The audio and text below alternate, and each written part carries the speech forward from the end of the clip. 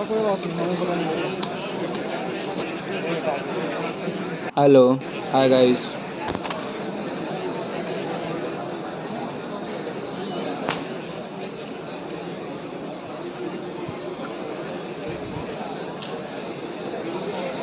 आज का ये video kite Ghaziabad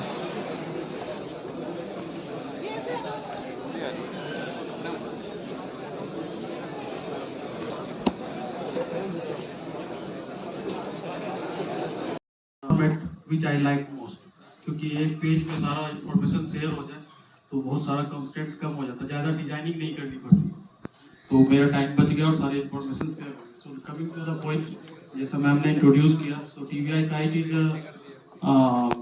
Nick name, but the actual name, the legal name is Krishnapath incubation society, which is a autonomous body and registered as a society act 1860, jointly promoted by DST, that is NSTDB, National Science and Technology Entrepreneurship Development Board, TST, Government of India, and Kite Group of Institutions.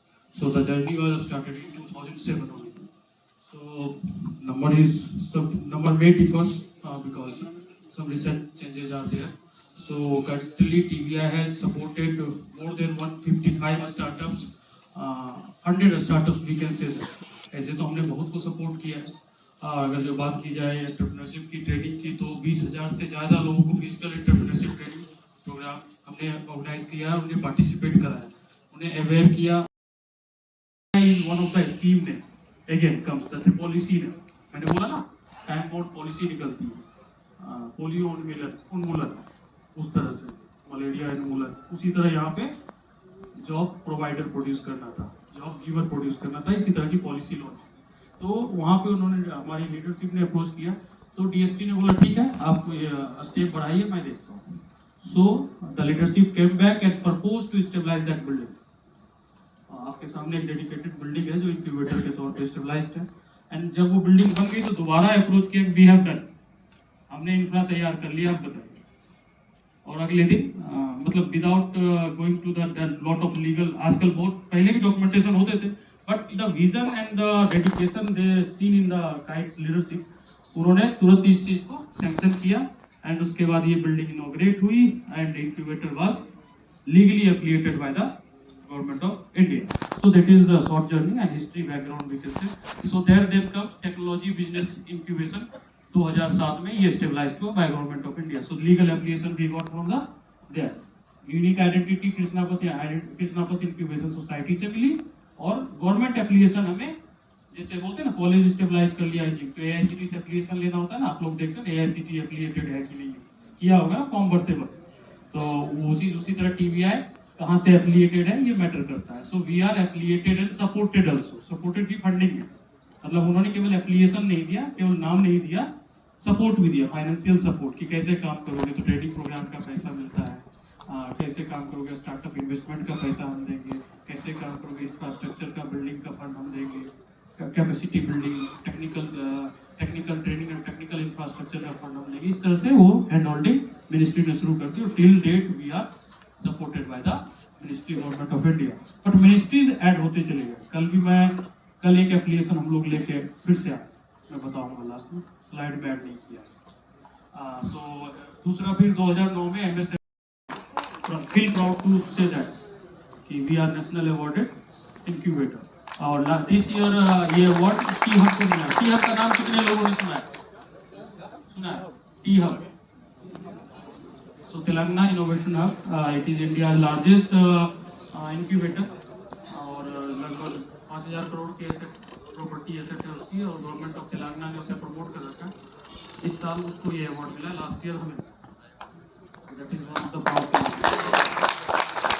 So coming to our activities, what we support in training and capacity building for enterprise and startups, nothing other than the technology promotion and startup promotion. Pre incubation मतलब अभी कुछ आपके दिमाग में कोई innovative आता है तो उसको कहते हैं प्री इंक्यूबेशन स्टेज। मैं जाऊंगा स्टेज पर, मैंने थोड़ा सा स्टार्टअप ज्ञान की भी बातें रखी है ताकि कॉन्सेप्ट खुल जाए। It is good and great to contribute a good time in there. आप अगर जैसा कुछ सोचते तो वहाँ पे टाइम देना चाहिए ताकि अर्ली स्टेज में ही तय हो जाए ये संभव है या नहीं। देन इंक्यूबेशन में अब जब संभव है तो अब लगते हैं, तो आप सारे रिसोर्स यूज करो और अपने ड्रीम को कन्वर्ट करो, कमर्शलाइजेशन लेवल पे लाओ, और उसके बाद एंटरप्राइज डेवलप हो गया, यानी कि स्टार्टअप बनाओ और मार्केट में चले जाओ। तो उसमें भी हम लोग सपोर्ट करते हैं। और ये जो corporate responsibilities and social outreach है, थोड़ा सा अपने सस्टेनेंस, हाँ टीबीआई क्योंकि ऑटोनोमस बॉडी है तो करता है। प्रदीप जी हमारी टीम में है, उनको इंडिविजुअल नहीं किया है। So director and joint director, along with that we have a separate governing board chaired by Sri Atul Garg ji. He is chairman TBI Kite and our vice chairman Kite Group of Institution MLA Ghaziabad. TBI was that thing, इतनी सारी चीजें होती हैं। इसके अलावा always open है, 24/7 access है। TBI में प्रोटोटाइपिंग की कंप्लीट फैसिलिटी स्टेबलाइज्ड है, सॉफ्ट डेवलपमेंट से लेके हार्ड डेवलपमेंट, यानी कि मैं तो स्टार्टअप को ना डिफिनीशन गवर्नमेंट ऑफ इंडिया ने, अभी तो हम लोग टीबीआई किस लिए काम करती है, स्टार्टअप को प्रमोट करने के लिए ना, तो पता होना चाहिए ना स्टार्टअप क्या है, प्रमोट जिसको कर रहा है वही पता होना चाहिए ना पहले। टीबीआई तो अब जान मतलब पहले वो बाद में आता है, टीबीआई पहले स्टार्टअप आता है, फर्स्ट प्रायोरिटी इज स्टार्टअप।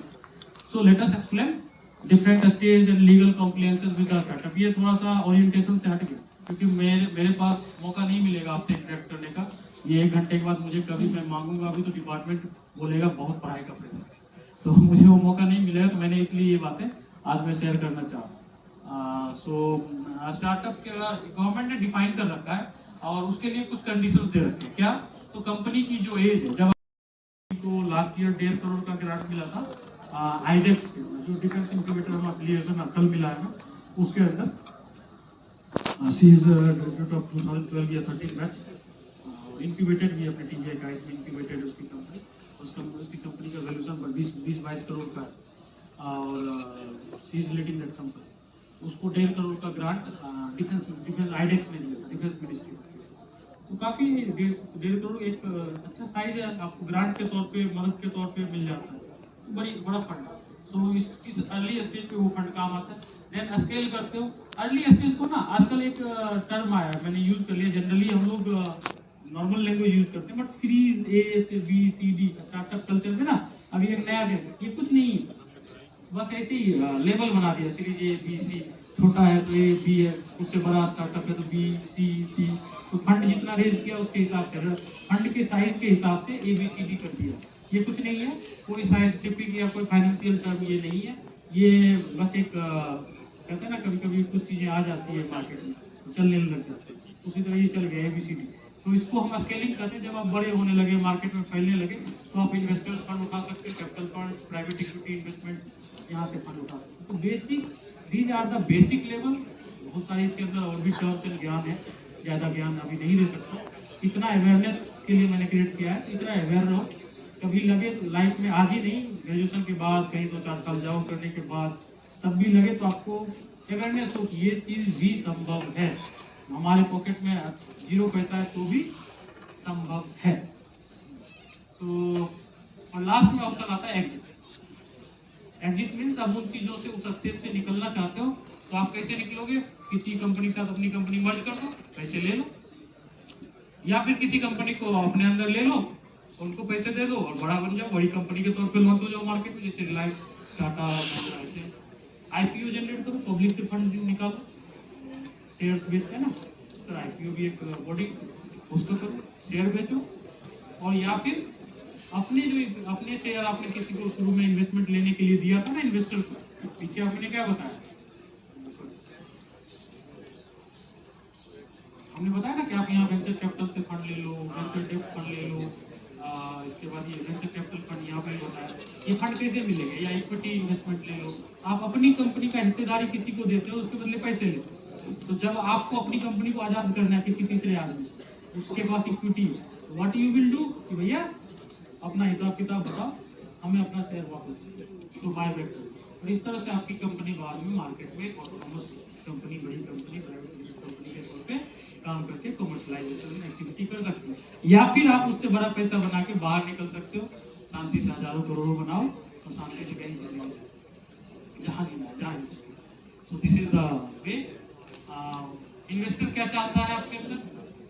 तो इन्वेस्टर आपके अंदर एक ऑब्जेक्टिव चाहता है, प्रॉब्लम सॉल्विंग, मैनेजमेंट टीम अच्छी हो, मार्केट साइज अच्छा हो, स्केलेबल हो, कस्टमर एंड सप्लाईज हो आपका मार्केट में, कॉम्पिटिटिव एनालिसिस यानी कि आपके कॉम्पिटिटर क्या है, उनका स्टेटस क्या है, उसकी समझ हो, सेल्स एंड मार्केटिंग की जानकारी है, कंपनी की सेल्स एंड मार्केटिंग में स्ट्रेटेजी अच्छी हो, फाइनेंशियल असेसमेंट क्लियर हो, यानी कि आपकी कंपनी के सारे फाइनेंशियल्स बड़े साफ सुथरे हो, क्या स्टेज है, और एग्जिटेबल हो।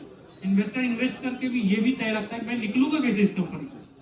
मैंने 100 रुपए लगाए, तो मैं निकलने का भी अपना मेंटल स्टेटस क्रिएट रखूँ, तो मुझे 100 का 200, 150, 250 जिस लेवल पे ले जाना है, उसके बाद मैं निकल लूंगा, अपने पैसे निकालूंगा या अपने शेयर बेचूंगा, या तो जो मालिक है उसको दूंगा या किसी तीसरे को दूंगा, वही मुझे निकलना।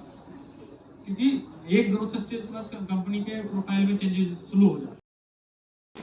ज़्यादा डिटेल में नहीं जाना, ताकि कभी भी लगे कुछ करना है, देन गो इनटू द इसको बंद ही रखिएगा। I will take 5 to 7 minute. Lights को ऑफ करो। तो इसमें आ जाते मैं लीगल बात करूँ, ठीक है। लीगल इसलिए करना चाह रहा हूँ, कभी कभी एक दो इंसिडेंट्स मैंने अभी क्या फेस किया कि एक स्टार्टअप, एक बच्चा अपनी इंस्टीट्यूट से एक फैकल्टी के साथ हमारे साथ आए हमारे पास, और उस बच्चे ने मुझे ये वाला पार्ट, मैंने ये स्लाइड बनाई है उसी इंसिडेंट के बाद, इसलिए बनाई क्योंकि मुझे लगा कि बच्चे को पता नहीं है स्टार्टअप होता क्या है, और वो बोल रहा है स्टार्टअप करना है। स्टार्टअप करना है तो बीच के प्रोसेस उसको नहीं पता, और प्रोसेस करने के बाद लास्ट कॉम्प्लियंसेस जो है उसको नहीं पता, और जब वो चीज़ें वो कुछ गड़बड़ कर देता है तो उसकी जो साइड इफेक्ट्स आते हैं ना, जो कॉन्सिक्वेंसेस, अब कुछ गलती करते तो कॉन्सिक्वेंसेस आते हैं ना, वो कॉन्सिक्वेंसेस क्या होंगे, उसका आउटकम क्या होगा, मुझे कितनी परेशानी होगी या क्या फायदा होगा, उसे ये